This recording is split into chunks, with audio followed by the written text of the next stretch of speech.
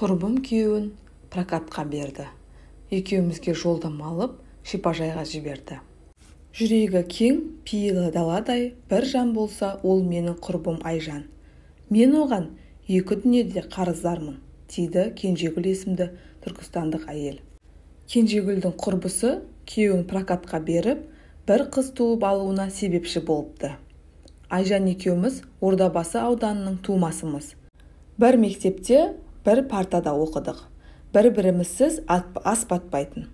Көрші тұрамыз. Бірде оның үйінен, бірде менің үйімнен ас ішіп, тай құлындай тебісіп өстік. Мектепті бітірген соң да бір университетке, бір мамандыққа оқуға түстік. Елдің бәрі бізге қарап, егіздер де бұлай тату болмайтын шығар деп күлетін. Расында да біз өте тату болдық. Кім бірінші күйеуге тисе, екіншіміз жолдас қыз боламыз деп серттескенбіз. Мен бірінші тиемін деп күлуші едім. Бірақ адамның айтқан емес, Алланың дегені болады екен. Анам мен әкем көлік апатына түсті де, екеуі оқиға орнында тіл тартпай кетті. Артынан шетсе 4 бауырым маған қарап қалды. Үйдің үлкені болған соң бар салмақ маған түсті. Оқуымды сырттай оқу бөліміне ауыстырдым да ауылға барып, іні-сіңліме қарастым. Күн көрмесек сағынатын Айжан мен осылайша арамыз ажырай берді. Жетімді Құдай жылатсын деп, ауылда шапан, камзол тігетін ағайын әпкеміз жанына жұмысқа алды. Әр тіккен бұйымнан процент беретін. Әке-шешеміздің 5 гектар жері бар еді. Соған пияз егіп, соны сатып, бауырларымның бәрін оқыттым.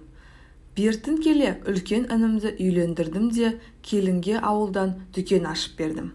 2 сіңлімді құтты орнына қондырдым. Кіші інім оқуға түсті де, қаладан 2 бөлмелі пәтер әпердім. Әпке қалаға жүріңізші, маған тамақ істеп отырасыз деп, кіші інім қояр да қоймай қалаға көшіріп әкетті. Бұл кезде менің жасым 35-ке таяп қалған. Айжан тұрмысқа шығып, тойында қалыңдықтың құрбысы болғам. 2 баланың анасы атанған. Күйеуі тәуір қызметте. Айжан мені күйеуінің кеңсесіне есепшінің көмекшісі етіп орналастырып қойған. Өзінің жеке кәсібі бар. Екеуміз баяғыша араласып, бір-бірімізбен қайта жақын араласып жаттық. Бір күні Айжан үйіне жылап келді. Жатыр мойынның қатерлі ісігіне шалдығыпты. Дәрігерлер оған біраз уақыт өткізіп алыпсыз. Ота жасап жатырыңызды алып тастамасақ болмайды депті. Енді не істеймін? Ота үстінде өліп кетсем қайтем? 2 баламды кім қарайды? Деп ішіндегі сырын ақтарып алды. Мен жұбатып әлекпін. Алда-жалда олай-бұлай болып кетсем, 2 балама бас көз болшы. Байға сенім жоқ, еркек қой, бір әйелдің соңынан кетерін білемін. 2 балама анасы ретінде қарайлай жүр деп тапсырды. Бірақ Айжанның көрер жарығы бар екен. Отасы сәтті өтті. Бірақ ендігәрі бала сүйе алмайды. Перзентсіз емес қой, аман қалғанына шын қуандым. Күндер өте берді. Кенет бір күні Айжан маған ерекше ұсыныс айтты. Кенжеш, талай жігітті көрсеттік, ешбірін менсінбедің. Бауырларым деп талай жылыңды соларға арнап, өзіңді ойламай келдің. Бала сүйіп ана таңғың келмей ме? Деді ол. Кімнің бақытты болғысы келмейді дейсің? Тым болмаса бір қыз туып алсам деп ойлап жүргем. Ол да соны сезіп қойғандай. Менің ендігі бала сүйер алмайтынымды білесің. Кемі 5 балалы болсам деп армандаушы едім. Құдай пешенеме жазбапты. Күйеуімнің бұлай жүре берсе, анық, сырттан танымайтын біреуден балалы болғанша, өзіңнен ұрпақ сүйсе, менің ішім ашымас еді. Сенің де жағдайыңды жасап береді. Деп төбемнен жай түсіргендей тосын ұсыныс айтты. Күйеуі де бұған қарсы емес екен. Екеу ара келісіп, шешіп қойған көрінеді. Алғашында оның бұл ұсынысына бұлқан-талқан болып ашуланғам.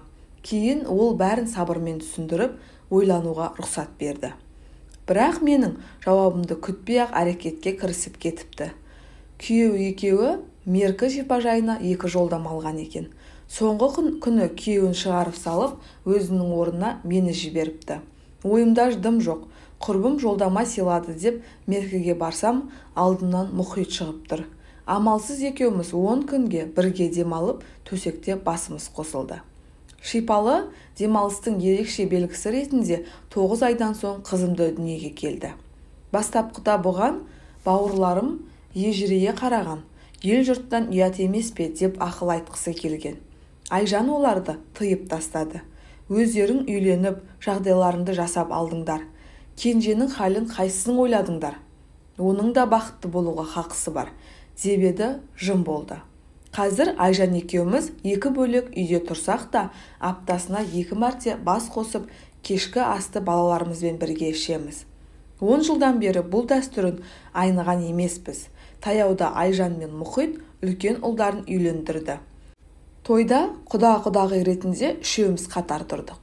Қызымызды ұзатқанда да осылай тұрамыз деп Айжаным мәз-мейрам. Мұхит бізге 2 бөлмелі пәтер әперген. Жұмыста біргеміз, бас есепші болып істеймін. Анда-санда да үйге де келіп тұрады. Айжанның көрегендігі болмаса, көрсек зарлыққа салынып, одан тығылып көшеден кезіккен біреумен жүріп кетер ме едім. Қазір екеуінің проблемаларының уақытым жоқ, деп күледі. Қызым десе ішкен асын жерге қояды. Қазіргі заманда Айжандай адам ілуде біреу шығар. Көп әйел күйеуін өзгемен бөліскісі келмейді. Оның осындай шешімі үшін өмірімнің соңына дейін сыйлап өтетін шығармын. Айжан маған ана бақытын сыйлады. Құрметті тыңдармандар, осы жағдай туралы өз ойларыңызды комментарий бөліміне қалдыра кетіңіздер. Және де арнаға тіркеліп, лайк басуды ұмытпаңыздар. Рахмет. Келесі видеода кездескенше.